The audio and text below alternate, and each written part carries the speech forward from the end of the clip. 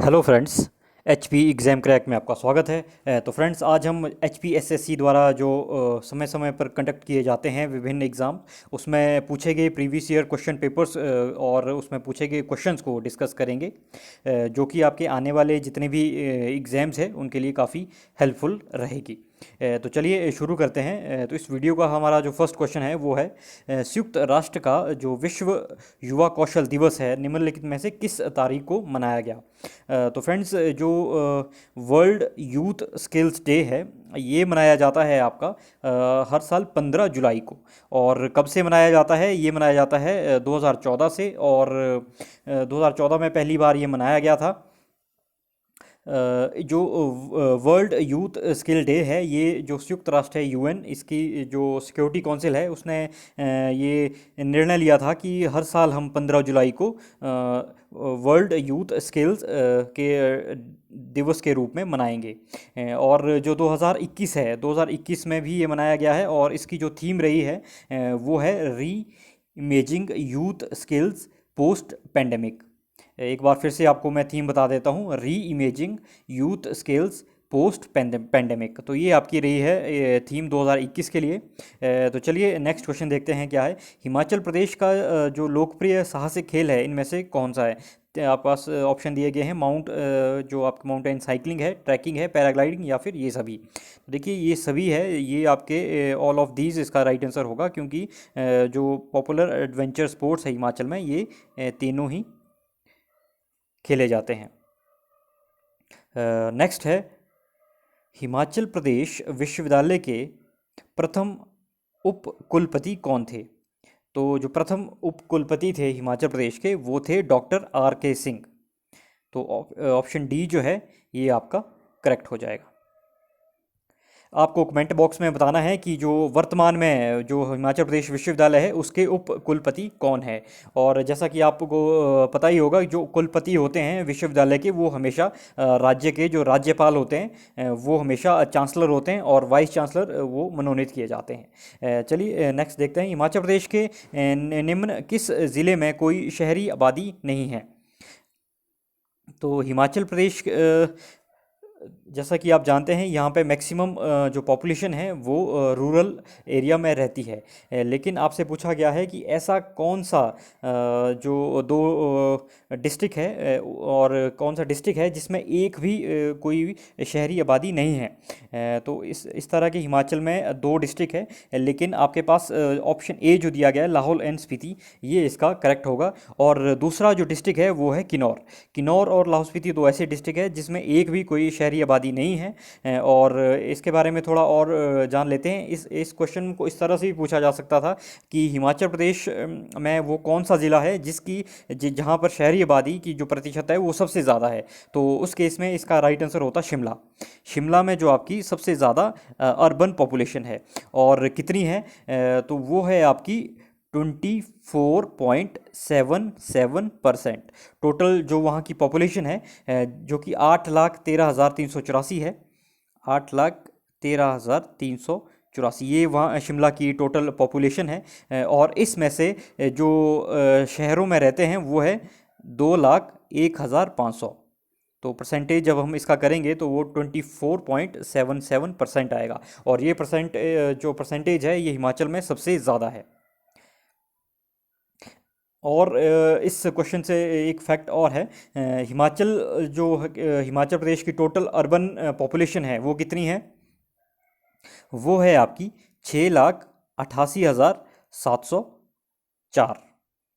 ये टोटल जो population urban population है, इतने लोग यहाँ पर जो है शहरों में रहते हैं। और एक फैक्ट आपको और बता दूँ, जो लाहौल स्पीति है, लाहौल स्पीति की सबसे कम है, कम क्या बिल्कुल शून्य है, वहाँ पे कोई भी व्यक्ति नहीं रहता है शहरों में। लेकिन वहाँ की जो टोटल पॉपुलेशन है वो है 31,528। और ये जो आंकड़े मैं आपको बता रहा हूँ ये 2011 के जो सेंसस हुए हैं उसके अकॉर्डिंग है। 2011 में जो सेंसस हुए हैं उसके अकॉर्डिंग 31,528 लोग जो है लाहौल स्पीति में वहाँ पे टोटल पॉपुलेशन है, इतने लोग वहाँ रहते हैं। और दूसरा इससे पूछ लिया जाता है कि जो एरिया कितना है यहाँ का, जो टोटल एरिया है लाहौल एंड स्पीति का वो है 13,833 वर्ग किलोमीटर। और जो यहाँ पे प्रति किलोमीटर जो लोग रहते हैं वो है 2 व्यक्ति पर किलोमीटर। 2 व्यक्ति पर किलोमीटर जो वो भी सबसे कम है पूरे हिमाचल में। सबसे कम यदि हम बात करें तो लाहौल स्पीति की है। और पूरे हिमाचल भी आपको बता देता हूँ वो है 123 व्यक्ति पर किलोमीटर। चलिए, तो ये थे इस क्वेश्चन से जुड़े इंपॉर्टेंट फैक्ट्स। नेक्स्ट क्वेश्चन पे चलते हैं। क्या है? जनगणना 2011 के अनुसार हिमाचल प्रदेश का जो लिंगानुपात है वो कितना है? तो फ्रेंड्स, इसका जो करेक्ट आंसर होगा वो होगा ऑप्शन डी जो है आपका 972।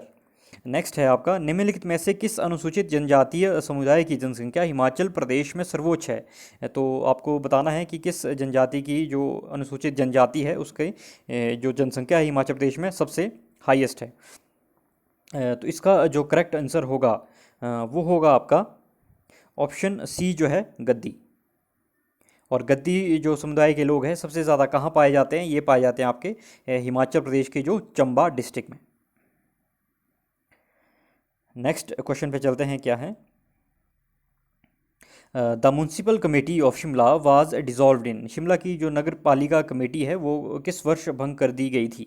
देखिए, ये भंग की गई थी 1969 में। तो ऑप्शन सी इसका करेक्ट आंसर होगा। तो क्या होता है कि एक एक्ट पास किया जाता है जिसका नाम है Himachal Pradesh development and regulation act, जो कि 1968 में पास किया जाता है। और इस एक्ट के अकॉर्डिंग जो आपको जो इफ़ेक्टिव होता है ये एक्ट वो लागू किया जाता है 29 जून 1969 को। तो 29 जून 1969 है उस दिन से उस क्या होता है जो शिमला की म्यूनसिपल कमेटी है पहले एक जो कमेटी थी इसे कमेटी कहा जाता था, बाद में इसे कॉरपोरेशन बनाया गया। पहले म्यूनसिपल कमेटी थी और इस एक्ट के लागू होने के बाद इसे म्यूनसिपल कॉरपोरेशन बना दिया गया। तो ये डिफरेंस आपको याद रखना है। तो चलिए नेक्स्ट देखते हैं। क्या है? हिमाचल प्रदेश के निम्नलिखित में से किस ज़िले में विधानसभा क्षेत्र की संख्या सबसे अधिक है? तो हिमाचल प्रदेश में आपको पूछा गया है कि किस विधानसभा क्षेत्र में आपकी सबसे अधिक जो विधानसभा क्षेत्र आते हैं किस ज़िले में आते हैं? वो आते हैं आपके कांगड़ा में। कितने आते हैं? कांगड़ा में है कुल 15। और बात करें हमीरपुर की, हमीरपुर में आपके कुल 5 है। और वो 5 कौन कौन से है? एक है आपका बड़सर, दूसरा है आपका भोरंज, तीसरा है आपका हमीरपुर, फिर है नादौन, और जो आपका फिफ्थ है वो है सुजानपुर। तो ये 5 है हमीरपुर के। बाकी मंडी है, मंडी में कुल है 10 विधानसभा सीट। ठीक है। और शिमला में कितनी है? शिमला में आपकी 8 है, 8 विधानसभा सीट। तो सबसे ज़्यादा आपसे पूछा गया था तो सबसे ज़्यादा है आपकी जो आपकी कांगड़ा है।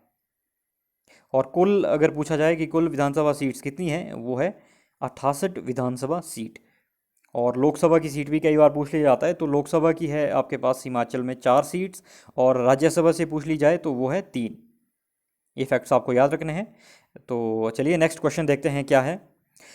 फुलेच त्यौहार किस घाटी में मनाया जाता है? जो फुलेच त्यौहार है आपका तो ये मनाया जाता है आपका किन्नौर में। तो ऑप्शन सी जो होगा किन्नौर, ये इसका करेक्ट होगा। नेक्स्ट देखते हैं। क्या है? सुप्रसिद्ध बाबा बालकनाथ का मंदिर निम्नलिखित में से किस ज़िले में है? तो जो आपका बाबा बालकनाथ का मंदिर है ये आपका आता है आपका हमीरपुर में। तो ऑप्शन ए करेक्ट होगा, दियोटसिद्ध हमीरपुर। नेक्स्ट है, चमेरा बांध पावर स्टेशन हिमाचल प्रदेश के किस ज़िले में है? तो 4 ऑप्शन आपके पास दिए गए हैं। तो चमेरा बांध है ये है आपका चंबा ज़िला में। ऑप्शन डी आपका करेक्ट होगा। देखिए, चमेरा के बारे में थोड़ा सा जान लेते हैं। जो चमेरा बांध है ये बनाया गया है रावी नदी के ऊपर। रावी नदी के ऊपर ये कंस्ट्रक्ट किया गया है। और चमेरा की वैसे 3 यूनिट है, चमेरा 1, चमेरा 2 एंड चमेरा 3।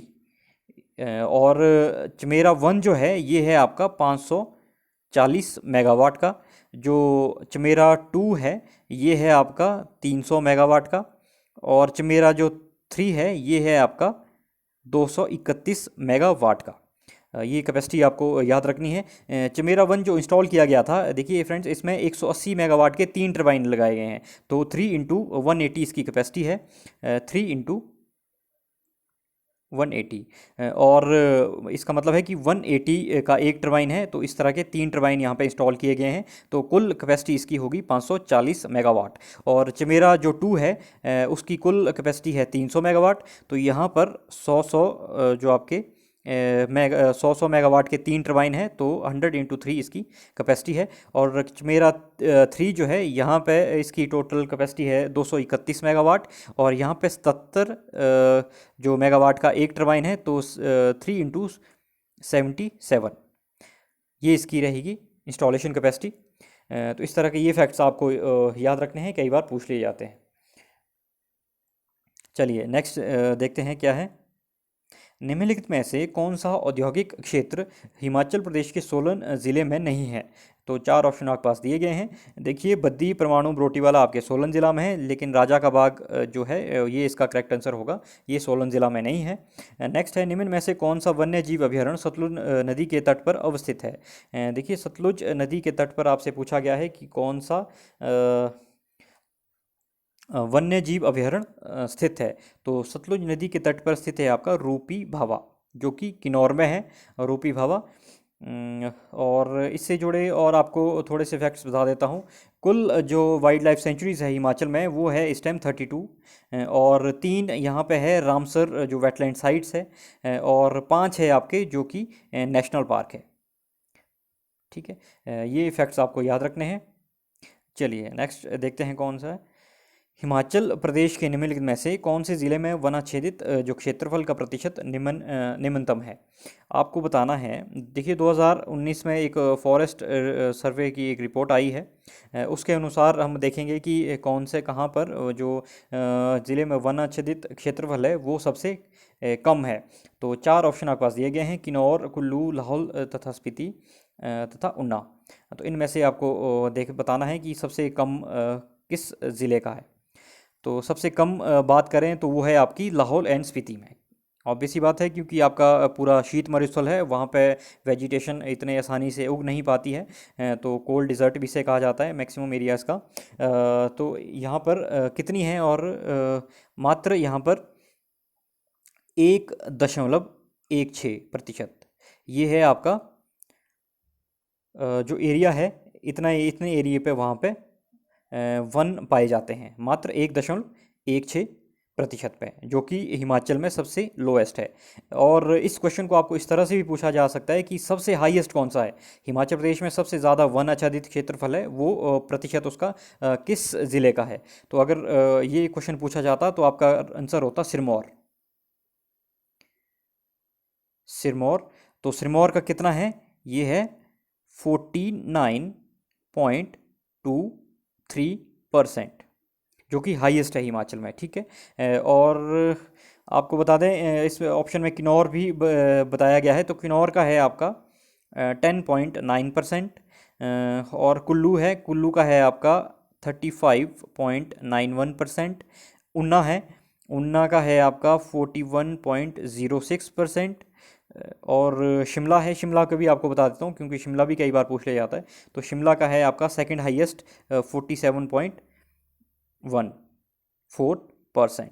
सबसे ज़्यादा किसका है? सिरमौर का। कितना? 49.23%। और सेकंड नंबर पे है शिमला का 47.14%। और सबसे कम पूछा जाए तो वो है आपका लाहौल स्पीति का। कितना? मात्र 1.16%। ये और थोड़ा सा एक फैक्ट और है इसका। जो हिमाचल का जो कुल वन आच्छादित क्षेत्रफल है वो कितना है? तो वो अगर पूछा जाए आपसे तो वो है 27.72%। कुल एरिया का जो है 27.72 इतने प्रतिशत जो भूभाग है यहाँ पर वन पाए जाते हैं। और अगर हम इसके स्क्वायर वर्ग किलोमीटर की बात करें तो 55,673 वर्ग किलोमीटर हिमाचल का कुल क्षेत्रफल है। उसमें से जो 15,433 वर्ग किलोमीटर है यहाँ पर पाए जाते हैं वन। तो ये फैक्ट्स आपको याद रखने हैं, क्योंकि लेटेस्ट रिपोर्ट 2019 में आई आई है और इस रिपोर्ट से आपसे बहुत से क्वेश्चन बनते हैं। जितने भी फैक्ट्स मैंने आपको बताए हैं प्लीज़ नोट डाउन कर लें। चलिए नेक्स्ट क्वेश्चन देखते हैं क्या है। भाखड़ा नंगल बांध का निर्माण किस वर्ष के दौरान हुआ? तो जो भाखड़ा नंगल है इसका जो निर्माण वो कब हुआ था? तो ये हुआ था 1963 में। तो ऑप्शन सी जो है ये करेक्ट होगा। नेक्स्ट है, पब्बर नदी का जल पोषण निम्नलिखित में से किस हिमनद से होता है?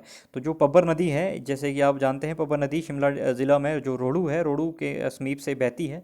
और इसकी जो आपसे पूछा गया है कि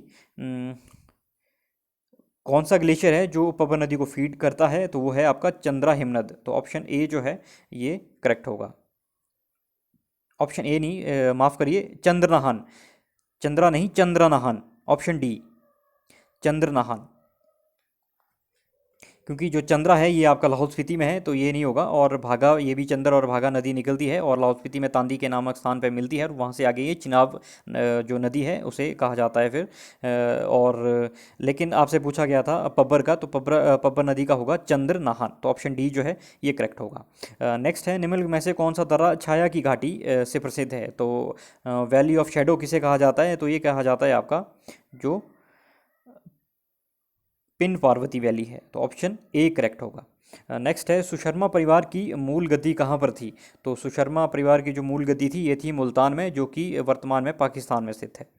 नेक्स्ट है, राजगद्दी का परित्याग करने के पश्चात चंबा के राजा जो उमेद सिंह है उनकी मृत्यु कहाँ पर होती है? तो ये हुई थी आपकी जो कांगड़ा का ज्वालामुखी है। तो ऑप्शन सी आपका करेक्ट होगा। नेक्स्ट है, बुशहर राज्य का अंतिम राजा कौन था? देखिए, बुशहर राजा जो बुशहर राज्य है उसका जो अंतिम राजा था वो है आपके पदम सिंह। तो पदम सिंह के पुत्र थे आपके वीरभद्र सिंह, और वीरभद्र के आगे जो पुत्र है वो है विक्रमादित्य सिंह। हाल ही में उनका राज्याभिषेक हुआ है, लेकिन वो सिर्फ एक फॉर्मेलिटीज़ है। लेकिन जो एक ऑफिशियली आपका जो राजा लास्ट बने हैं वो है आपके पदम सिंह। उसके बाद आज़ादी के बाद जो आपके ये रजवाड़ा सिस्टम है ये ख़त्म कर दिया गया था और लोकतांत्रिक व्यवस्था का स्थापना की गई थी। तो लास्ट जो गद्दी पे जो बैठे हैं वो है आपका Padam Singh. Option C correct होगा। नेक्स्ट है, जब गुरु गोविंद सिंह ने प्रवास किया था तब कुल्लू राज्य का राजा कौन था? तो उस टाइम में जो कुल्लू राज्य के राजा थे वो थे आपके Raj Singh. Option C correct होगा। नेक्स्ट है, रविनगढ़ के किले का निर्माण किसने किया था? देखिए, जो रविनगढ़ का किला है ये इसका जो निर्माण किया था वो किया था वीर प्रकाश ने। तो ऑप्शन डी करेक्ट होगा, Veer Prakash. Next, Lord Canning visited Shimla in the year. जो लॉर्ड कैनिन है ये शिमला कब आए थे? तो ये भी काफ़ी इंपॉर्टेंट क्वेश्चन है। ये आए थे आपके 1860 में। नेक्स्ट, शिमला की जो सिसिल होटल है पहले जानी जाती थी, सिसिल होटल का पुराना नाम क्या था? तो आपने सुना ही होगा, इसका पुराना नाम था ओबरॉय होटल। तो ओबरॉय होटल यानी ऑप्शन ए जो है ये करेक्ट होगा। नेक्स्ट है, 84 क्षेत्र हिमाचल प्रदेश के किस ज़िले में आता है? जो 84 है ये आता है आपका चंबा में। तो ऑप्शन डी जो है ये करेक्ट होगा। नेक्स्ट है, लामा डांस इन बौद्ध एरियाज इज कॉल्ड। जो बौद्ध क्षेत्रों में जो लामा जो नृत्य होता है उससे क्या कहा जाता है? वो उससे कहते हैं धूम। तो ऑप्शन डी जो है ये करेक्ट होगा। नेक्स्ट है, चावल की खेती का संबंध निम्नलिखित में से किस हड़प्पा स्थल से रहा है? देखिए, चावल का जो संबंध वो रहा है लोथल से, और लोथल एकमात्र वहाँ का गोदीवाड़ा भी था, यानी एक फोर्ट वहाँ का बंदरगाह था। जो सिंधु घाटी की सभ्यता थी, हड़प्पा जो सभ्यता थी उसका लोथल क्या था? बंदरगाह भी था। नेक्स्ट है, किस ग्रंथ में जैनवाद के मूल धर्म सिद्धांतों का व्यवहार किया गया है? तो ये किया गया है आपका मूल सूत्र। ऑप्शन सी जो है इसका करेक्ट आंसर होगा। नेक्स्ट है, औषधि का सर्वारंभिक उल्लेख ढूंढा जा सकता है। The earliest mention of medicine can be found in the. तो सबसे पहले इसका जो मेंशन किया गया है कि आयुर्वेद में जो औषधि है किस प्रकार से उसका उपयोग किया जाए, तो वो किया गया है जो आपका अथर्ववेद है। और 4 वेद है आपके, तो अथर्ववेद आपका सबसे जो फोर्थ वन है। तो और सबसे फर्स्ट है आपका ऋग्वेद, उसके बाद आता है आपका यजुर्वेद, उसके बाद सामवेद और अथर्ववेद। और इन चारों वेदों की अपनी अपनी विशेषताएं हैं कि किस में क्या। तो अथर्ववेद में क्या है आपका, इसमें आयुर्वेद के बारे में इसका जिक्र किया गया है। और उसी तरह से सामवेद वगैरह में जो आपकी संगीत कला है उसके बारे में बताया गया है। इस तरह से आपको ये फैक्ट्स याद रखने हैं। चलिए देखते हैं नेक्स्ट क्या है। गुप्त काल में निम्नलिखित में से कौन सी धातु का बड़े पैमाने पर निर्यात किया जाता था? तो गुप्त काल में जो है लौह और इस्पात है, इसका निर्यात किया जाता था। ऑप्शन डी जो है ये करेक्ट हो जाएगा। नेक्स्ट है बुद्ध शब्द का आशय है। देखिए बुद्ध क्या होता है, जब किसी व्यक्ति को ज्ञान प्राप्त होता है तो वो बुद्ध कहलाता है। तो ऑप्शन सी जो होगा वो करेक्ट होगा, ज्ञान संपन्न। नेक्स्ट है गुप्तोत्तर काल में निम्नलिखित में से किस शहर ने अपनी महत्वपूर्ण स्थिति खोई? तो जैसे जैसे गुप्तोत्तर काल में जाते हैं तो जो पाटलिपुत्र है इसने अपनी जो स्थिति है उसमें वो ह्रास हुआ है। तो पाटलिपुत्र इसका करेक्ट आंसर होगा। नेक्स्ट है ध्रुवसेन कहाँ का शासक था? देखिए जो ध्रुवसेन था ये आपका जो काठियावाड़ है, काठियावाड़ जो क्षेत्र है यहाँ का शासक था। ऑप्शन बी जो है ये करेक्ट होगा। नेक्स्ट है सेन राजवंश का संस्थापक कौन था? जो सेन राजवंश है इसकी स्थापना की थी विजय सेन ने। तो ऑप्शन बी है ये आपका करेक्ट हो जाएगा। नेक्स्ट है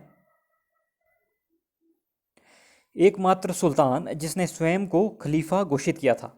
तो एकमात्र सुल्तान है जिसने अपने आप को स्वयं खलीफा घोषित कर दिया था, तो उसका नाम क्या था? वो था मुबारक शाह खिलजी। तो ऑप्शन बी जो है वो करेक्ट होगा, मुबारक शाह खिलजी। इसने अपने आप को खलीफा घोषित कर दिया था। नेक्स्ट है तालीकोटा के युद्ध के समय विजयनगर का महाराजा कौन था? और जो इस समय जो तालीकोटा का युद्ध हुआ था इसमें जो विजयनगर है, विजयनगर साम्राज्य, उसका महाराजा कौन था? वो था सदाशिव राय। ऑप्शन सी जो है ये करेक्ट होगा। तो फ्रेंड्स ये थे आज के इस में पूछे गए जो प्रीवियस ईयर में पूछे गए आपके इंपॉर्टेंट क्वेश्चंस। तो होप आपको अच्छी लगी होगी वीडियो, और आपके आने वाले जितने भी एग्जाम्स हैं उसमें ये काफ़ी हेल्पफुल रहेंगे आपको क्वेश्चन। इस प्रकार की हम वीडियोस नेक्स्ट बनाते रहेंगे, और जो कि आपके आने वाले जितने भी एग्जाम्स हैं उसके लिए काफ़ी हेल्पफुल रहेगी। तो चलिए friends, keep studying and thanks for watching this video.